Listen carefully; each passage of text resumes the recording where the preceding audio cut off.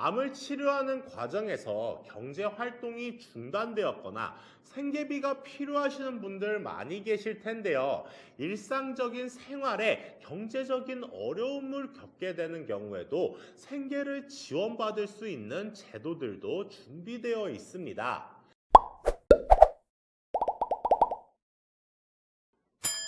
어서오세요. 보험 카페 한 팀장입니다. 오늘 준비한 내용들은 모르면 손해보는 암 환자들 그리고 그 가족들과 지인들을 위한 국가 지원제도 10가지 혜택을 총 정리해 보겠습니다.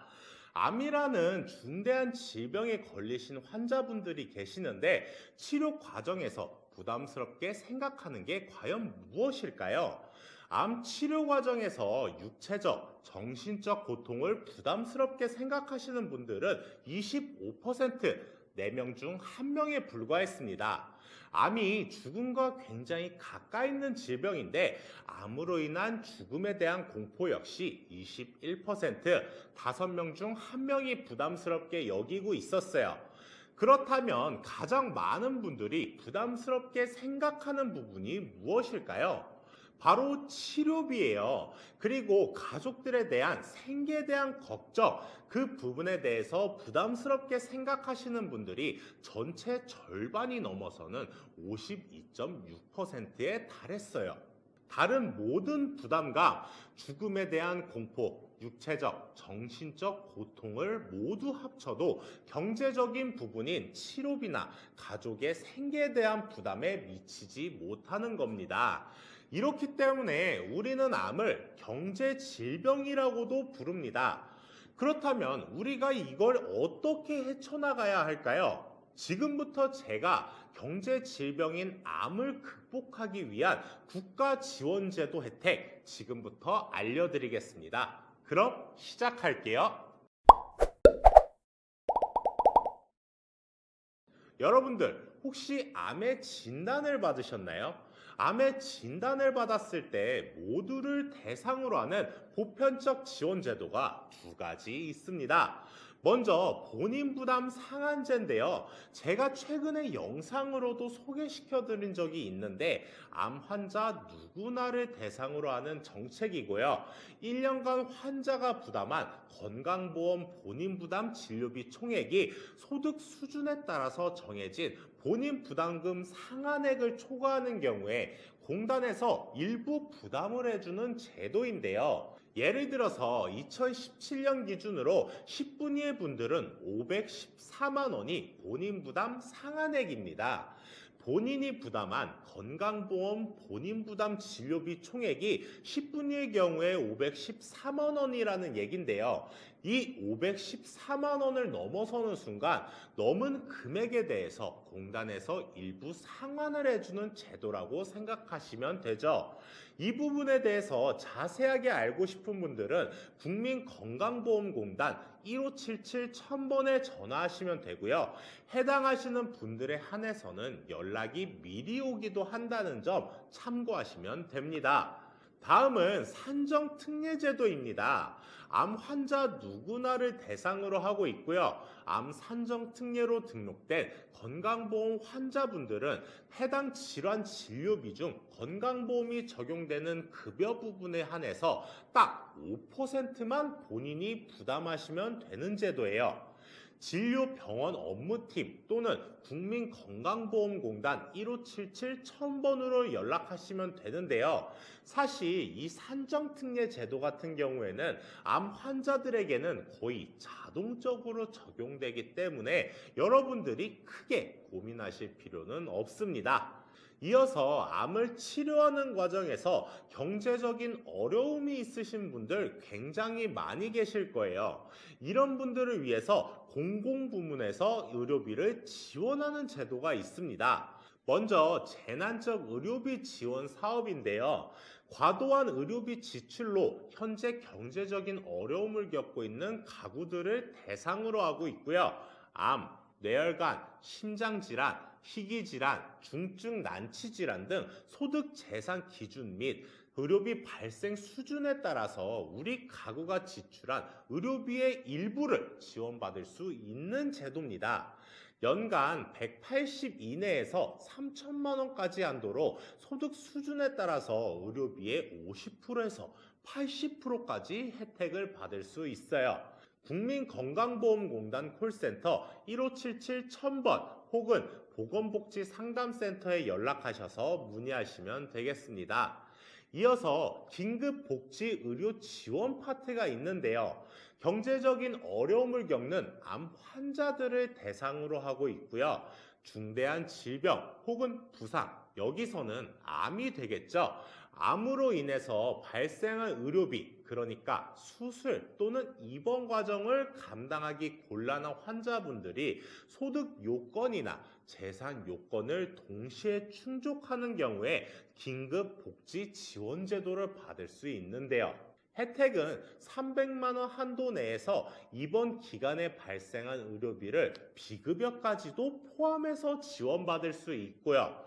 보건복지상담센터 129번이나 읍면동 주민센터, 시군구청 긴급복지지원제도 담당자 등에게 신청할 수 있는데요.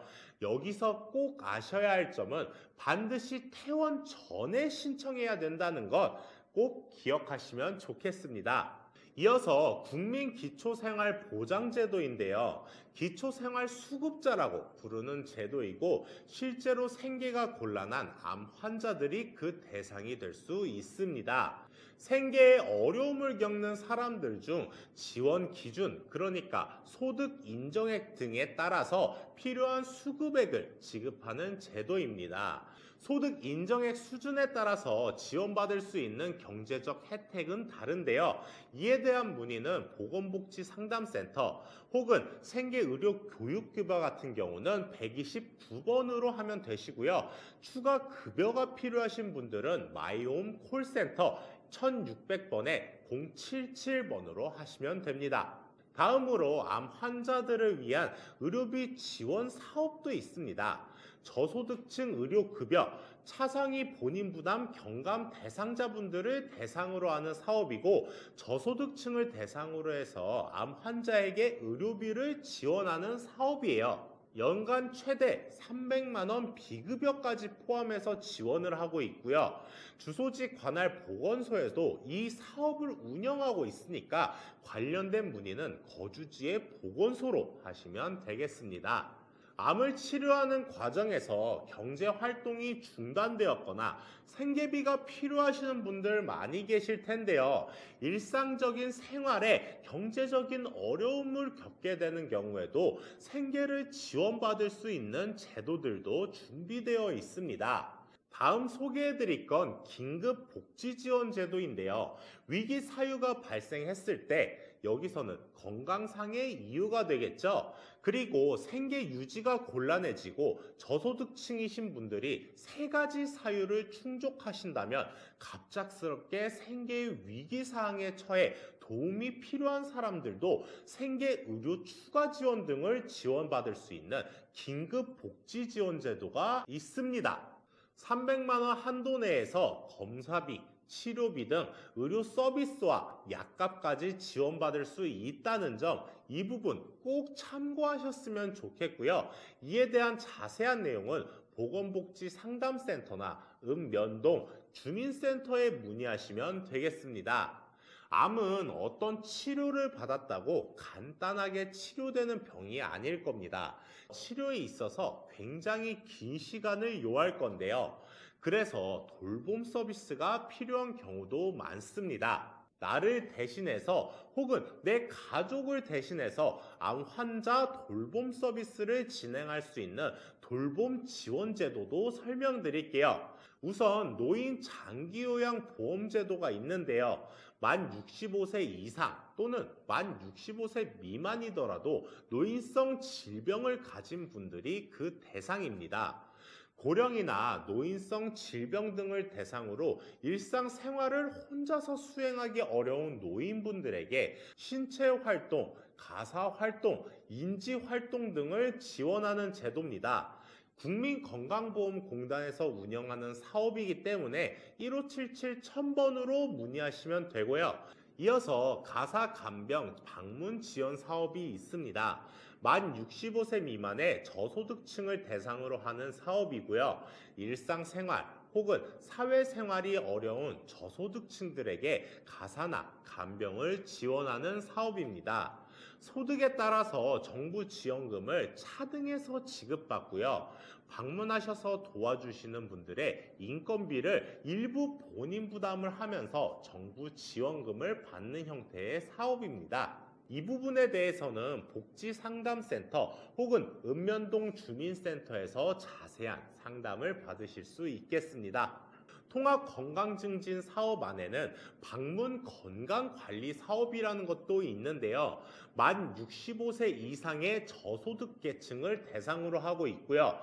건강 행태 개선이 필요한 기초생활수급자, 차상위 계층에게 방문 건강관리 전문 인력이 내 집으로 직접 방문해서 몸 상태를 체크하고 지금 건강을 관리하기 위해서는 어떠한 형태의 서비스 혹은 행태가 필요하다라고 설명해주고 관리해주고 있는 제도라고 보시면 됩니다. 신청은 읍면동 주민센터에서 할 수 있습니다. 마지막으로 혹시나 암 환자 혹은 그 가족, 친구분들께서 알아두시면 좋을 만한 정책과 서비스 4가지만 더 설명드리고자 하는데요.